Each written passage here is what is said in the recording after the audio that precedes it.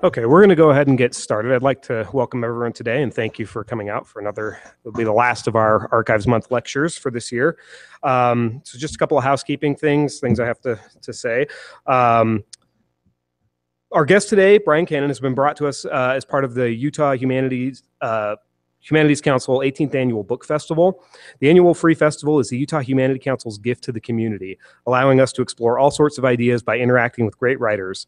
This year, there are locations all over the state that are hosting over 100 book festival activities throughout October, which is also National Book Month, in addition to being National Archives Month.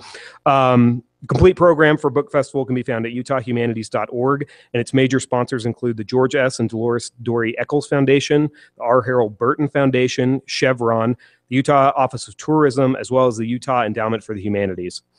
And this year's Archives Month program has also received grant funding from a separate grant from the Utah Humanities Council, which empowers Utahns to improve their communities through active engagement in the humanities. And we ask that before you leave today, if you'll take just a minute to fill out the evaluation forms that are in front of you, those will help us a lot with our future programming. So go ahead and introduce our speaker today and then just turn it over to him. Brian Q. Cannon is a professor of history and director of the Charles Redd Center for Western Studies at Brigham Young University. He's the author of numerous books, including Reopening the Frontier, Homesteading in the Modern West, and co-editor with Jesse L. Embry of Utah in the 20th Century and Immigrants in the Far West, Historical Identities and Experiences.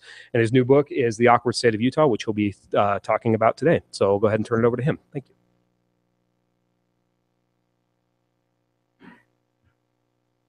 Thank you. Well, it's a pleasure to be here today. And I thought in introducing this book that I would relate it to the work that some other historians have done, since as historians we bounce our work off of others' work and relate it to that. A key theme in Utah's history is the process whereby Utah shed much of its 19th century peculiarity and became more integrated within the national mainstream culturally, politically, and economically. And that issue is at the heart of the book that Charles Peterson and I have written as we explore the awkward or the adolescent years of Utah. So we're not the first people to explore that theme. Leonard Arrington, in his classic Great Basin Kingdom, wrote of the Great Capitulation being the pivotal shift that he saw taking place in Utah as it modernized. He pegged this as beginning around the time of Brigham Young in 1877 and lasting up until around the time of statehood in 1896.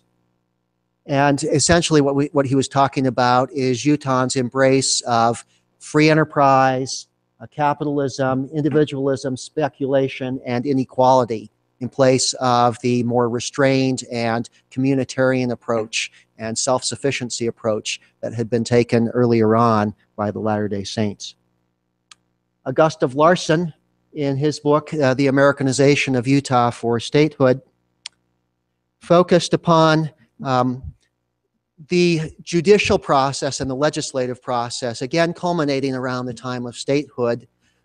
He focused particularly upon the minimization of theocracy and the gradual decline in the practice of polygamy, and saw this Americanization process as really culminating with statehood and being complete with statehood. Thomas Alexander, in his study of Mormonism in Transition, focused upon a bit later time period, 1890 to 1920, and saw this as the second phase of Mormon history. He focused upon a modernization, standardization, bureaucratization, drive for efficiency, routinization, themes that were common in this era of American history, and applied them to Utah and Mormon history. Ethan Jorgensen used a very similar term to transition, transformation, and focused on the same time period. His focus was less upon bureaucratization in the LDS Church and more upon the increased conservatism of Utahns and Mormons in this era from 1890 to 1920 in terms of gender roles, economy, and politics. Kathleen Flake, in Her book, The Politics of American Religious Identity, took issue with Gustav Larsson's claim that Americanization was essentially complete in 1896 and argued that, certainly with regard to the practice of plural marriage, the machinery wasn't placed in motion until the early part of the 20th century for the church to distance itself from plural marriage and begin excommunicating religious zealots who continued to practice that. So she sees this critical era of modernization and more mainstreaming taking place during the presidency of Theodore Roosevelt. And finally, Thomas Alexander, in his official centennial history of the state, Utah, the Right Place, built upon some ideas that he and Leonard Arrington had developed back in the 1970s and 1980s, speaking of the emergence of Utah as an economic colony of Wall Street in the progressive era between 1890 and 1920, and then seeing another key amendment to that taking place during the Great Depression and World War II, where as the federal government and federal investment became increasingly important, Utah became increasingly a colony of Washington, D.C., as opposed to a colony of Wall Street in those later decades. So particularly with these more recent works, they've tended to focus upon the pivotal era of transition being the early part of the 20th century. So where do we come down on this all? To quote from our book, each of these historians has highlighted elements of a transformation that is synthesized and more broadly interpreted in this volume under the framework of incorporation and globalization. The entire first half century of statehood, was actually a critical, unique period of modernization, incorporation within the nation, and globalization. The 30s and 40s, which witnessed an unprecedented infusion of federal funds and carried Utahns around the world, were as critical to these developments as the previous decades. So we use the term incorporation, which we borrow from Richard Maxwell Brown and Alan Trachtenberg, and by that we're referring not only to the formation of national corporations and large-scale systems of production and distribution and marketing, but also we're referring to the rise of mass labor movements, the development, the evolution of commercial agriculture, production for distant markets, involvement of Utahns in national politics and military campaigns, and the socialization of the population, including Mormons and Native Americans and new immigrants within the democratic corporate culture that became 20th century America. So we take these developments and we try to relate them where possible to the lives of everyday Utahns. And we start the book by focusing upon Thomas Seymour, whose life really, or his working career really bookends the years that we're focusing upon in our book. And I'm just going to read a couple of paragraphs from the very beginning of our book that tell you about Seymour. When Utah became a state on January 4th, 1896, Thomas S. Seymour was nearly 18 years old. The son of Mormon converts who had emigrated from the British Isles, Seymour had been born in a small home in Rockport, Summit County, the sixth of 11 children. Although the Transcontinental Railroad passed through Echo Junction, only a couple dozen miles north of Rockport, Seymour's daily life was little removed from the primitive living conditions characteristic of frontier settlements. The only schooling we got was from Father. We would get snowed in the winter. It was so far away from school that we couldn't walk or ride the oxen in the bad weather, he recalled in 1972. Homes and public buildings were heated with wood stoves, and candles and coal oil lamps provided light after dark in the Seymour home. The Seymours were too poor to buy a team of horses, and it took 3 days by ox team for the family to travel from Rockport to Salt Lake because the oxen were as slow as coal tar. Seymour's adult working life roughly coincided with Utah's first half century of statehood, bookended by his call to serve a mission for the LDS Church in Kansas in 1898 and his retirement from the restaurant business at the end of World War II in 1945. It was a momentous era of modernization, incorporation, and globalization for the state and its residents. Seymour's career reflected the impact of these momentous changes upon ordinary Utahns. In his 20s, he tended horses and drove teams at a livery stable, and then took a job driving a horse-drawn mail wagon between Camas and Park City. Then in 1914, he parked his wagon in a shed and began delivering mail by truck. In 1924, Seymour moved to a tract home in Salt Lake City and began selling mass-produced electrical appliances. Commercial airline passenger flights in and out of Salt Lake began a year after Seymour moved to Salt Lake. And in 1931, he opened a cafe at the airport. Over the next 14 years, while operating the Salt Lake Airport Cafe, he met travelers from across the nation and from abroad. Once he climbed into the cockpit of a plane and with a bit of help, piloted the aircraft over mountains and valleys where he had driven ox and horse teams. He may be the only man who has ever flown an airplane and driven oxen, journalist Denise Edwards speculated in 1972. So you can see encapsulated in Seymour's lifetime ways in which the lives of everyday Utahns intersected with these key developments of modernization, incorporation in the national mainstream, and globalization. So let's talk briefly about globalization. We focus primarily upon the encounters that Utahns had with the world abroad through the major wars that Utahns participated in the first half century of statehood. And we begin with the Spanish-American War and the Philippine-American War. And the slide here shows a group of individuals in Springville greeting a train bringing veterans home in 1899 from the war. So the Spanish-American War was declared in April of 1898, and just a day before it was declared, African-American troops from Fort Douglas marched off to war, anticipating that it was going to be declared, and huge crowds lined the streets leading from Fort Douglas down to the railroad depot to celebrate the troops and to give them a send-off.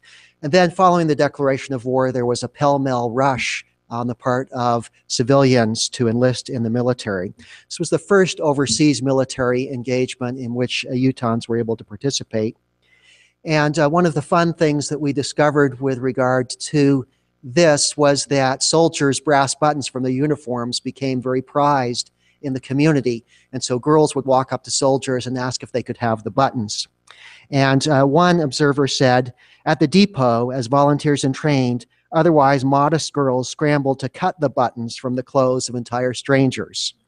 The button fiends were so unsparing that some soldiers went off to war with pinned up pants. So there were about 800 Utahns who served in the military during the Spanish-American and Philippine-American Wars. Most of them never left the United States, but there were two artillery companies who were assigned to the Philippines and saw action there, first against the Spanish and then against Aguinaldo and his Filipino insurgents.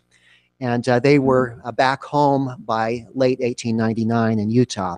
This gave Utahns who participated in the war or who followed the war a taste of imperialism and a sense of connection to Asia, with talk of the commercial opportunities that a base in the Philippines would provide for the United States, a springboard for commerce in China and so forth. A broader force of globalization was the First World War. This is a photo of Red Cross workers taken in Logan early in 1919. They've prepared welcome baskets with apples, and they're going to be greeting the soldiers who are returning from abroad. Notice the masks that they're wearing because of the flu epidemic. And so you see the impact of globalization in this worldwide pandemic that touches Utah and also in the lives of soldiers. You sense also the truly transnational nature of Utah's immigrants, recognizing that over 200 Serbs who lived here in Utah went back to Europe to fight in the Serbian army. Some Greeks living in Utah, working in the mines, also went back to fight in the Greek army.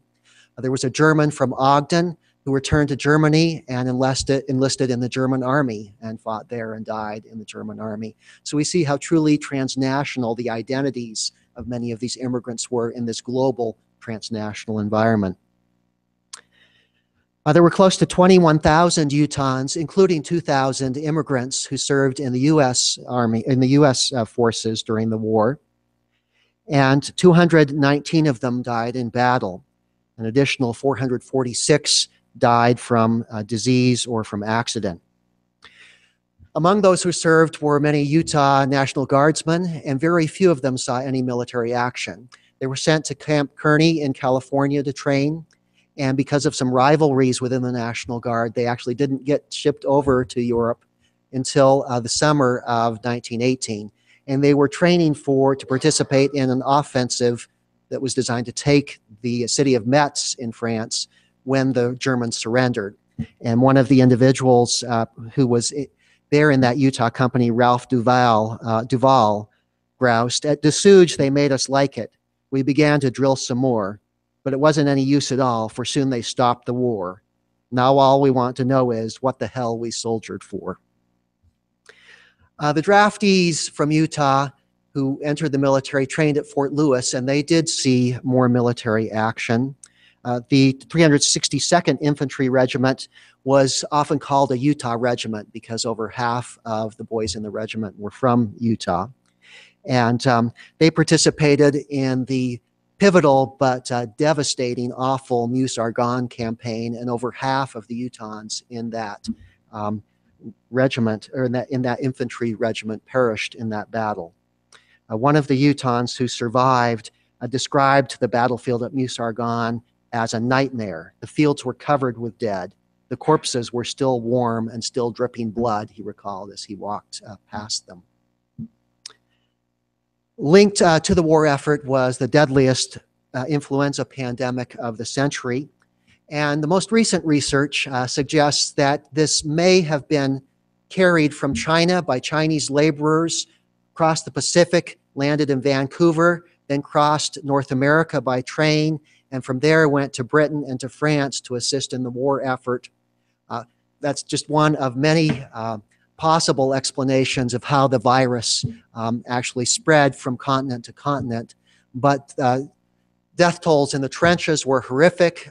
The disease also broke out independently here in the United States. Here in Utah, about a fifth of Utahns came down with the influenza, and close to 4% of those who suffered from the influenza died here in Utah.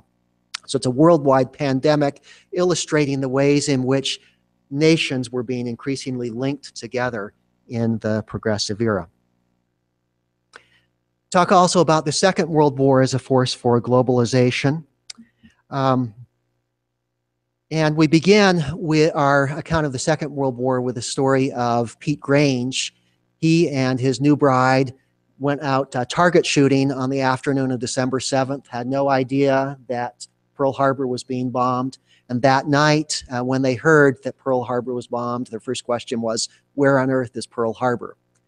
But as you can see from the gravestone, they became intimately acquainted with the implications of the attack on Pearl Harbor, and Sergeant Grange perished in the Battle of Okinawa.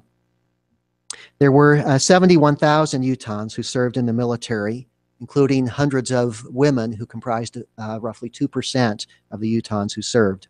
Utah's enlistment rate was exceptionally high at 41%.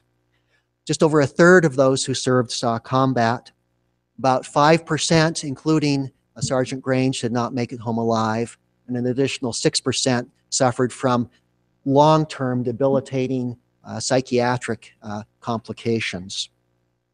The war linked the fortunes of Utahns with developments abroad, and we use the examples of individuals who really were bitten by the travel bug or the international bug.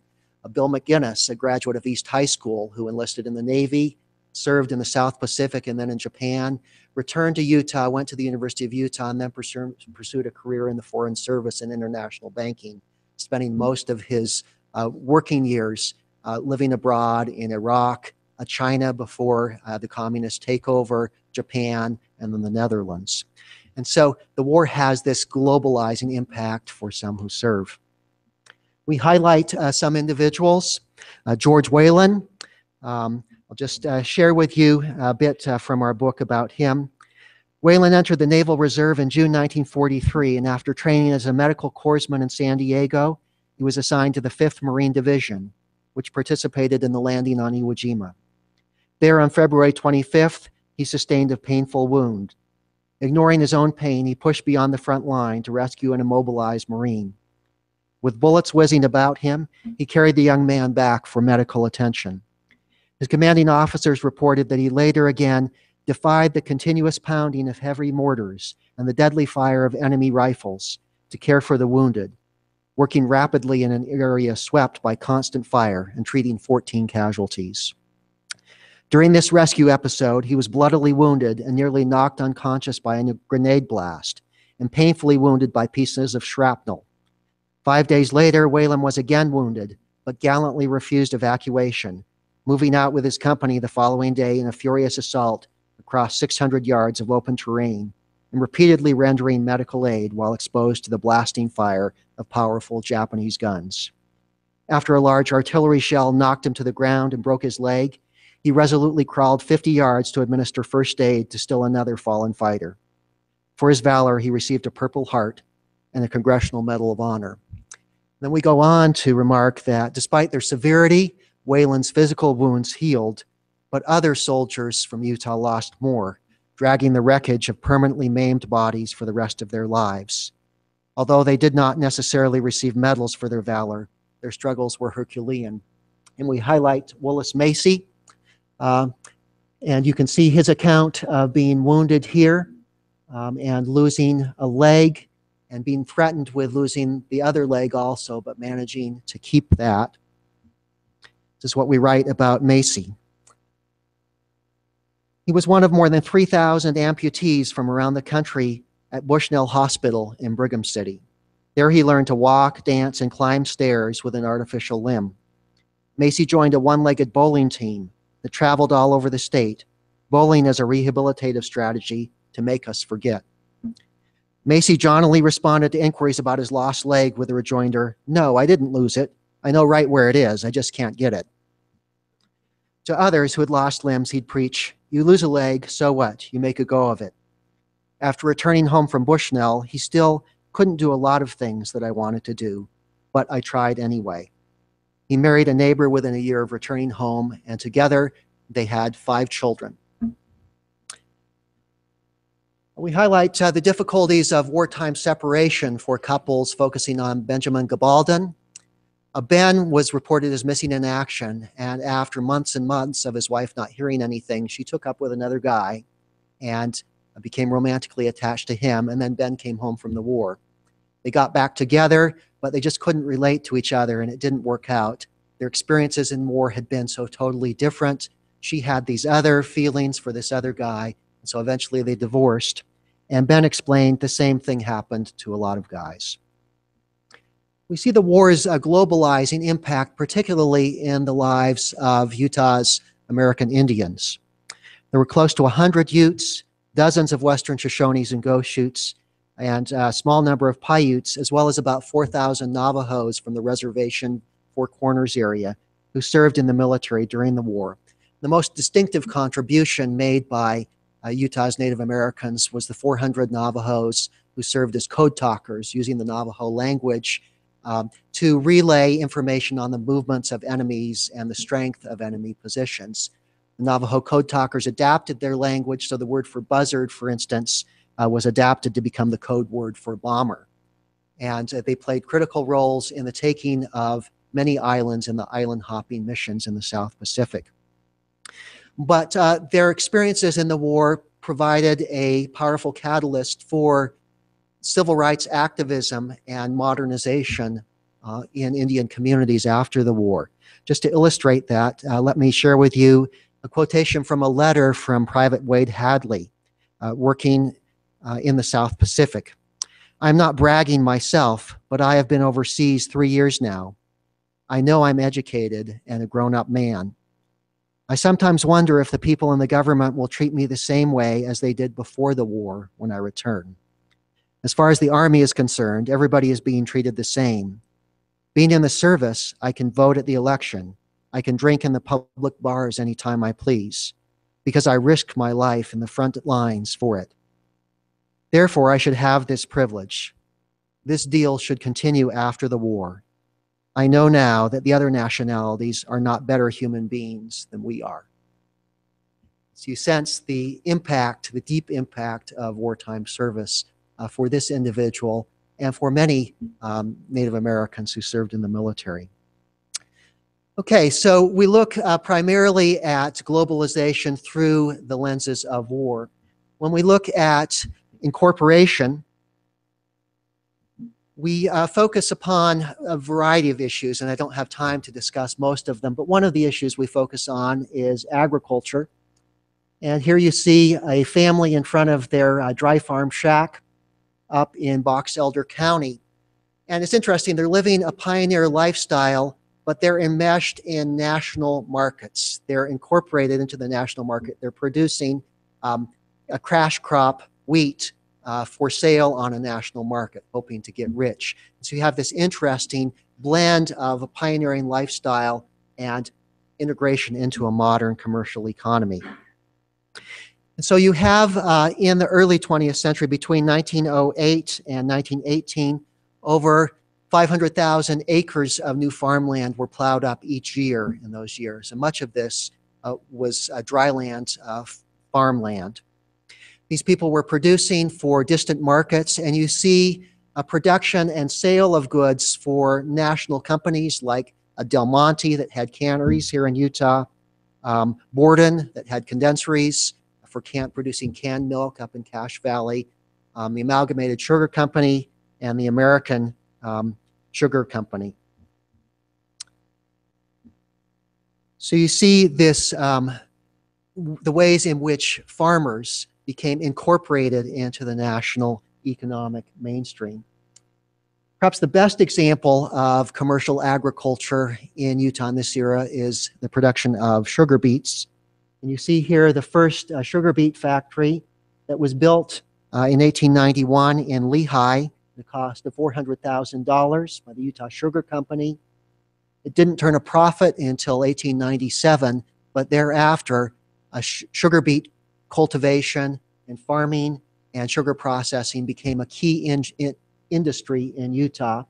It's also an industry that reflects globalization. The Utah Sugar Company brought in over 1,000 Japanese workers to work in the beet fields and over 1,000 Sikhs from India to work in the beet fields, and also employed American Indians. You see on your right a group of Northern Shoshone laborers getting ready to plant beet seed outside of Wellsville in Cache Valley. So the Utah Sugar Company and Amalgamated Sugar Company, which were the major companies operating in Utah, had close links to the American Sugar Refining Company, the huge sugar monopoly in the United States. We refer to the writings of a man named Elisha Warner, who was a printer in Spanish Fork, and he describes the impact of sugar production on the local economy. He grew up in a single-parent household, and he describes the way that they had so little money in Spanish Fork in these farming communities where they had tiny farms, 7 acres, 8-acre farms, and very little in the way of cash crops before beets came in. He said the wood came charge-free, except for the work in cutting it. His family had 2 cows and a few hens. They grew cane for molasses, and clothes were worn forever. One prize winner in the community wearing the same suit for 28 years. Other crops could not be turned to cash, so they deposited wheat in the mills, but there was no market for it, so they just pulled it out when they needed flour themselves. They grew fruit and could try to peddle it in the community, but everyone else had fruit trees, and so there wasn't much of a market for that. The stores bought eggs and butter, but paid in trade rather than cash. And so the sugar industry provided much needed and desired cash income.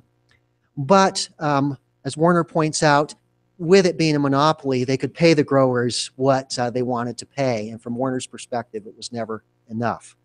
He said the sugar company held the whip hand, and they used their power to keep the growers always in a docile mood and in virtual serfdom.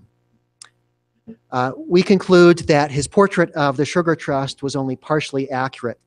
Sugar's development was indeed a factor in the state's economy, and probably the farmers in Spanish Fork were better off with the sugar industry and with the income that it provided, limited though it was, than without it.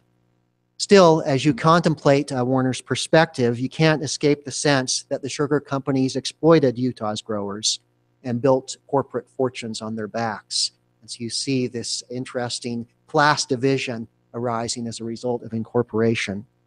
You see that even more clearly in the rise of commercial mining in the state, another key force in incorporation.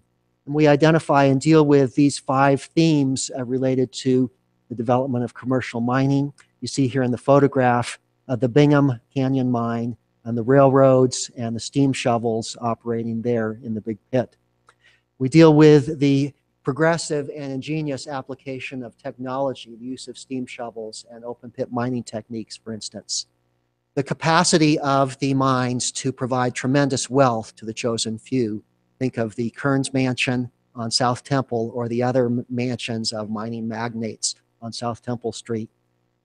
We deal with the dependence on outside forces, that most of the investment capital and the markets also for these products were outside of the state, and that meant that many of the benefits flowed out of the state.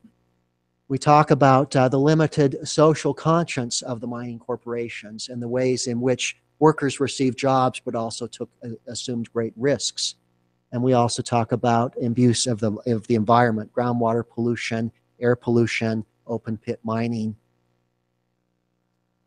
Let me go. Oops. Let me try to go back here. It's going forward.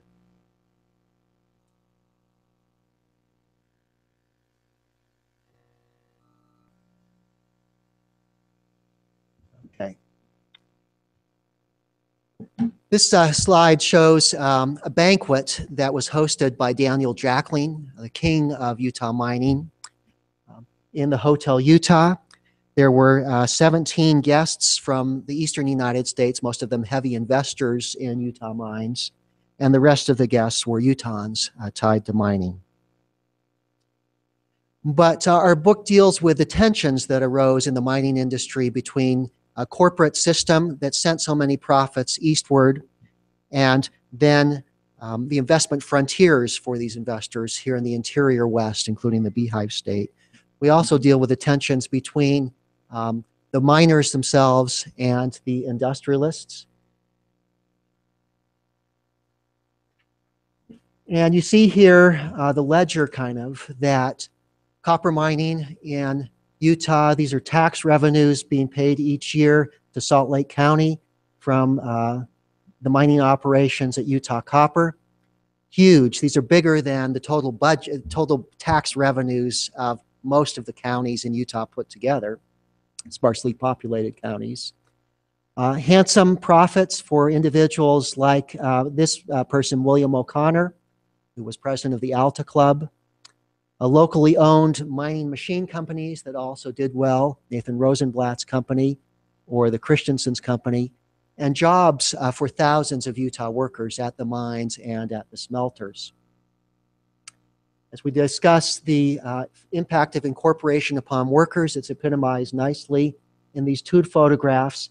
You see on the left-hand side the ramshackle housing for mine laborers at Bingham.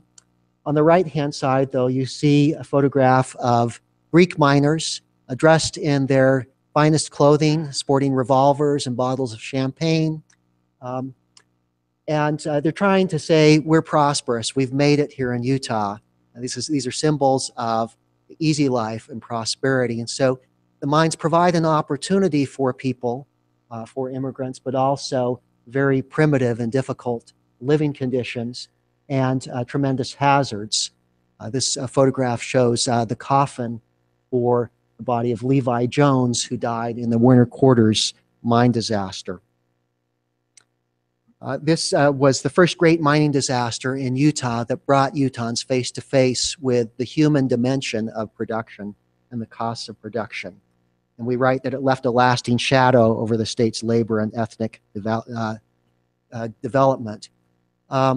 The Pleasant Valley Coal Company was not bound by law to provide any compensation to the miners.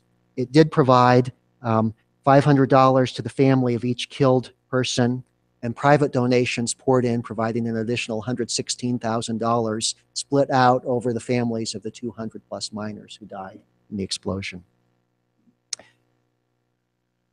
We deal with labor violence as part of the story of incorporation.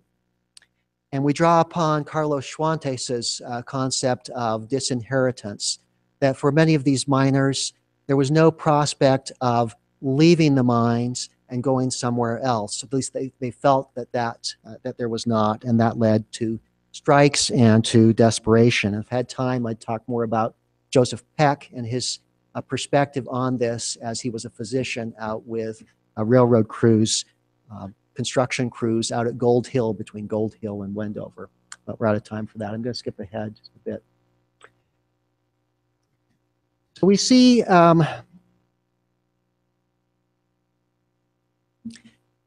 the Depression era as being an era when Utahns really finally decided wholeheartedly to move ahead with and embrace fully the new mode of incorporation, and to turn their backs permanently on the older pioneer models of self-sufficiency.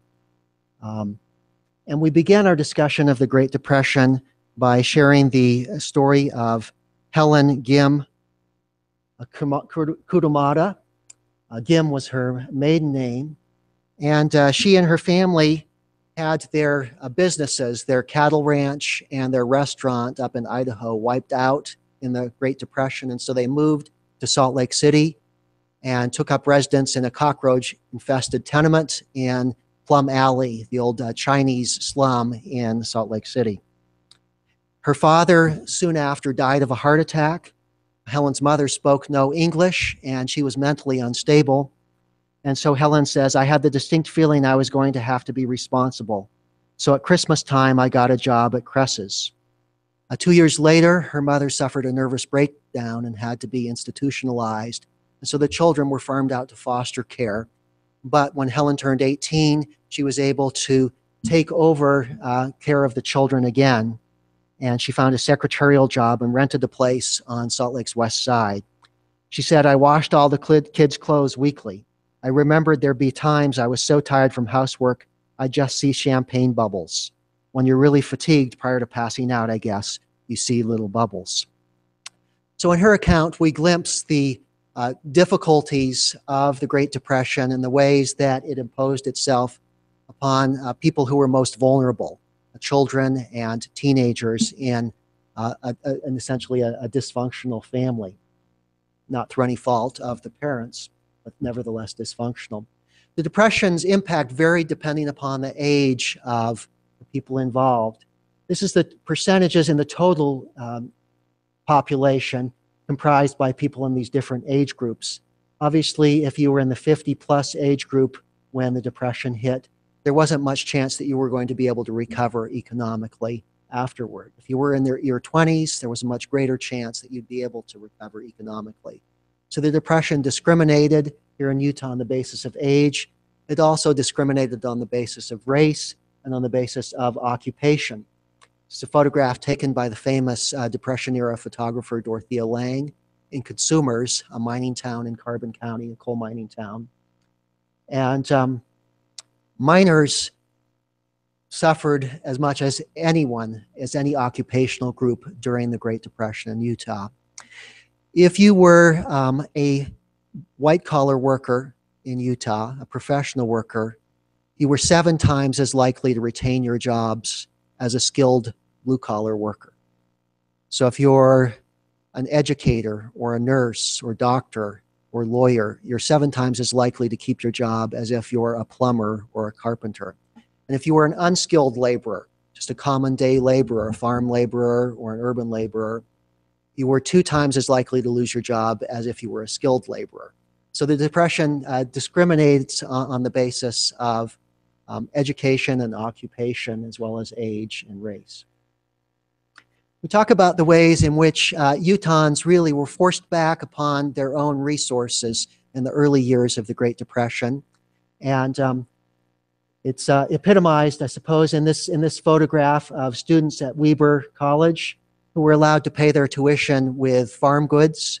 The same thing was true at other university campuses. Professors were asked to take part of their salary in agricultural commodities. So you had students paying their tuition in blackstrap molasses or even in milk and perishable commodities like that.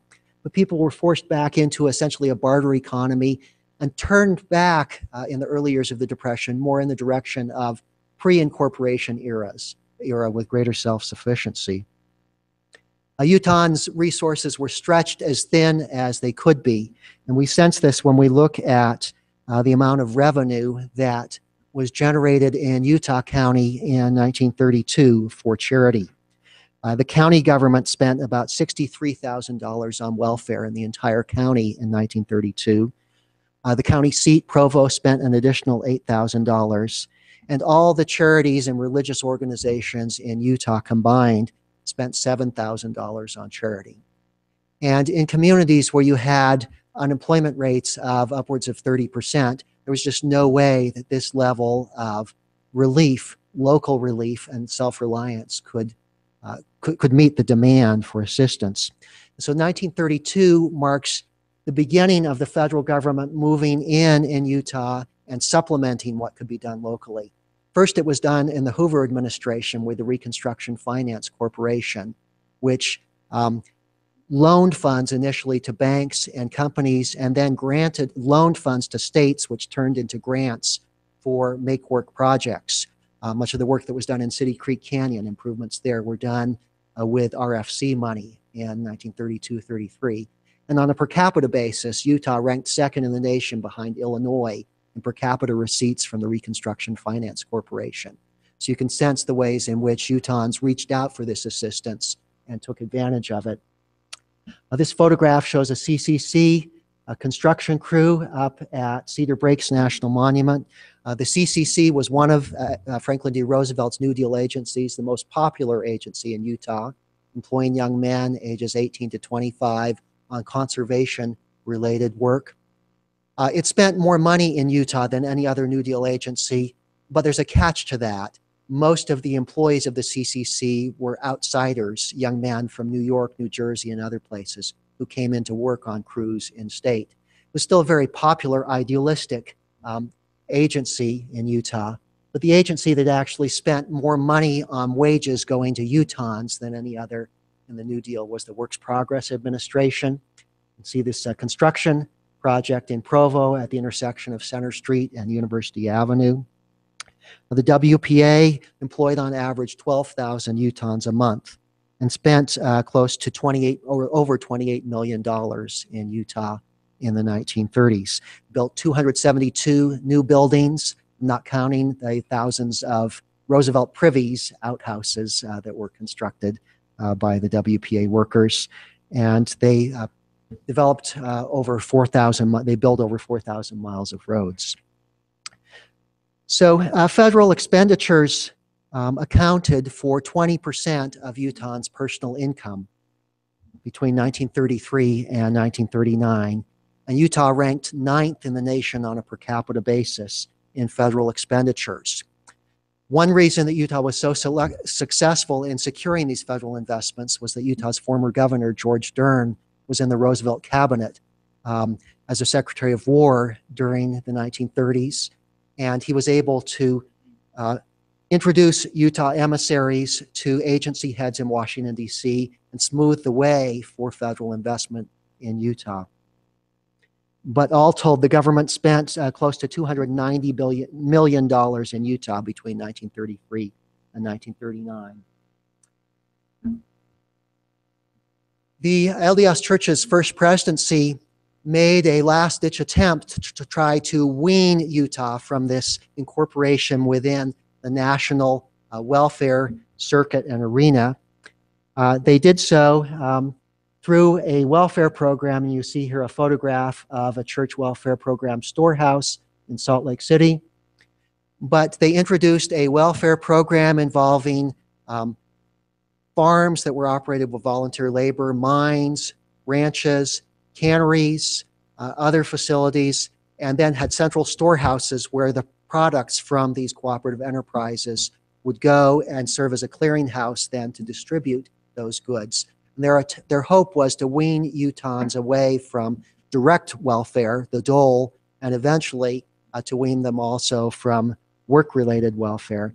The LDS Church's first presidency also editorialized against the re-election of Franklin D. Roosevelt in 1936 and recruited BYU's President Franklin Harris to run for the Senate on the Republican ticket against New Dealer Elbert Thomas in 1938. And you sense here in a letter that Thomas sent out to Mormon bishops seeking support for his campaign, some of their concerns about incorporation.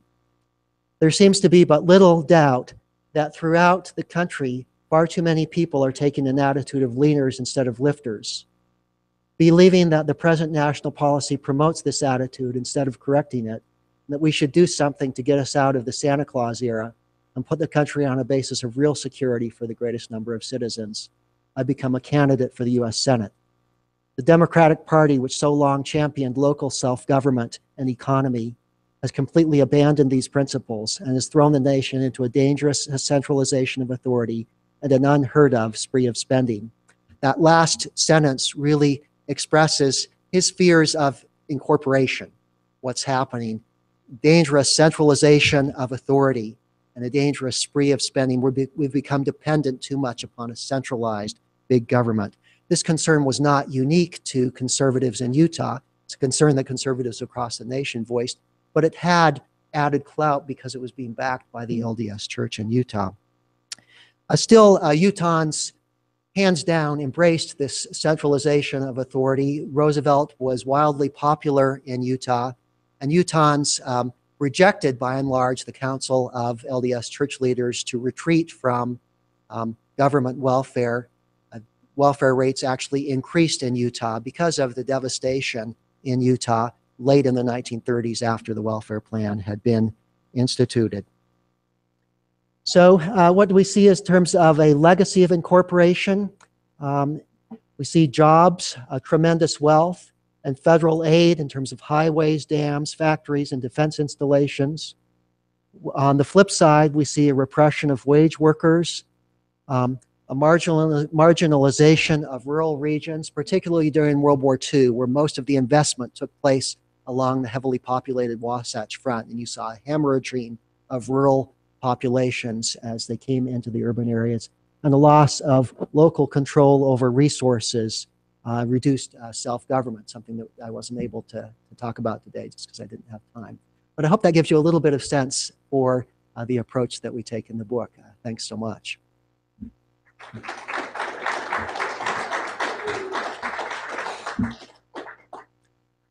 So I'd be happy to answer a question or two if anyone has one.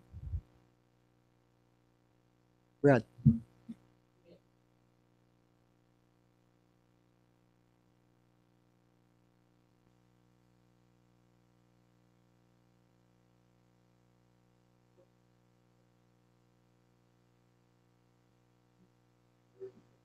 Sure, yeah, it's a good question. So this book has been written with help and support from the State Historical Society, and I should definitely emphasize that. And it began with Charles Peterson as the sole author for the volume.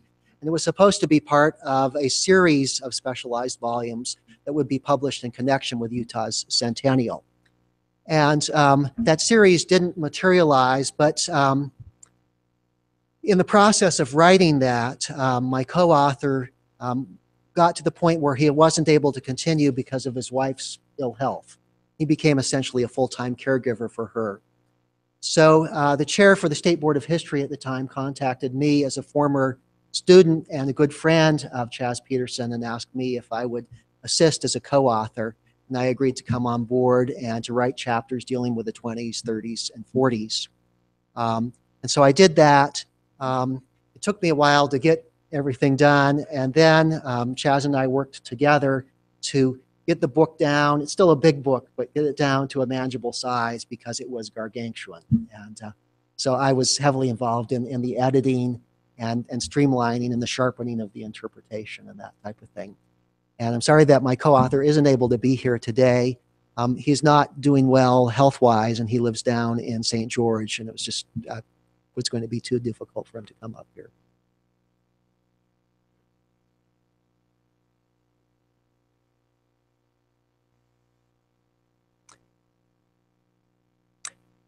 So the incorporation theme is one that originated with Chaz, actually. The globalization theme is one that we came to together. I was trained as a social historian, so a lot of the first-person accounts that you get in the volume, and a lot of the use of oral history, that's my most distinctive imprint, I think.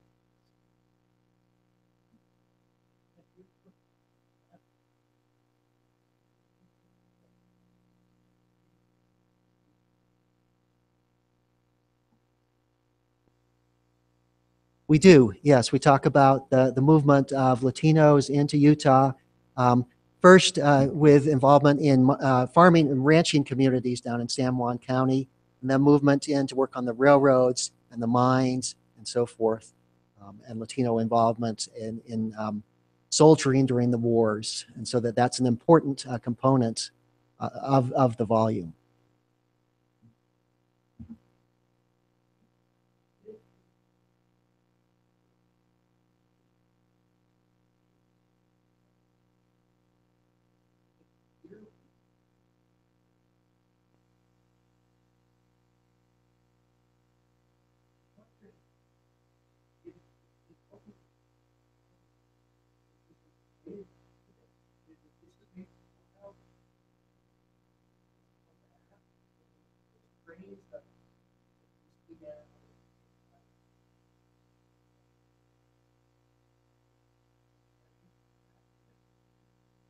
I think it does, it ties back to this, but the difference is that this was a minority strain in the 1930s, the opposition to centralization, the opposition to federal assistance. It was a more minority sentiment at the time. Now it's obviously become almost a dominant sentiment, at least in some governmental circles. But yeah, it does ideologically. You can trace through individuals who played key roles. J. Reuben Clark is a key individual, really the titular head of the Republican Party from the 30s on up into the 50s. And you see individuals who were associated with Clark in one way or another. J. Bracken Lee as governor in the 1950s. Not always a close friend of Clark, but someone who shared many of Clark's sentiments when it came to fear of centralized government authority. So you see those individuals and those strains being carried through on up to the present, I think. It's a good question.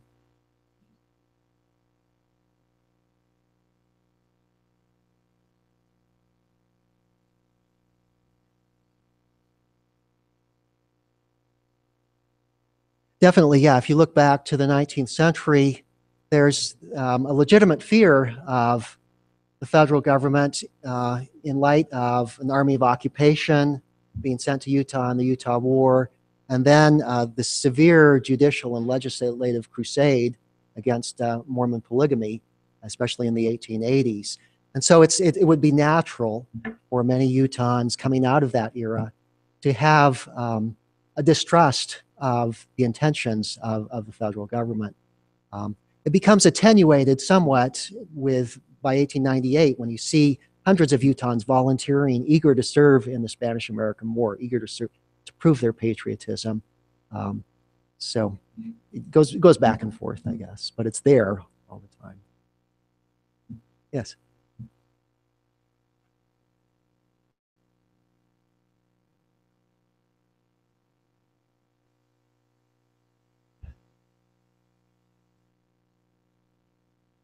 Yeah, and unfortunately, lots wind up on the chopping block. Lots of things that you write and you want to include.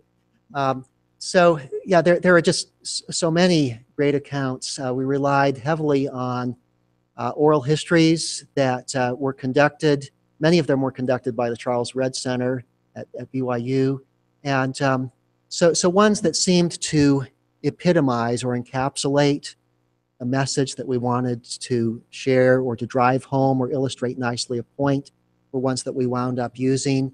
In some cases, it's a person who articulates very nicely something that you feel needs to be articulated. There's an element of human interest also. In some cases, the Thomas Seymour story comes out of my own family history. He was, I never knew him, but he was my mother's uncle. And way back in the 1970s, my grandmother gave me this news clipping where he was talked about. This is the guy who drove the ox carts and so forth. And so that's how I wound up with that particular one. So sometimes there's that personal connection too.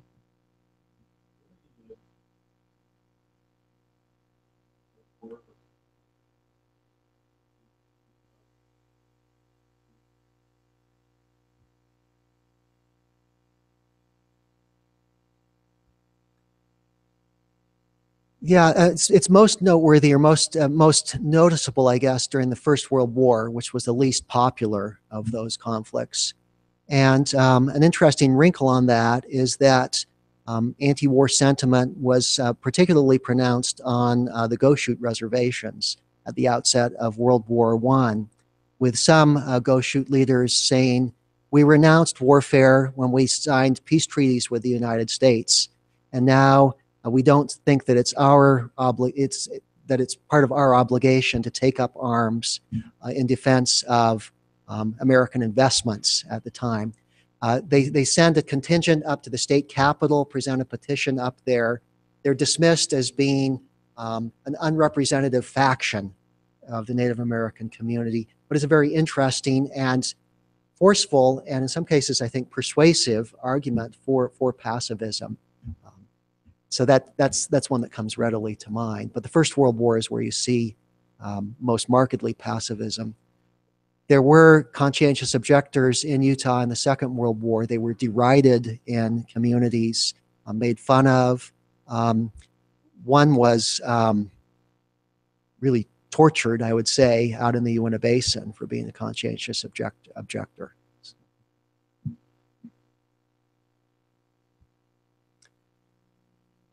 Well, thank you very much.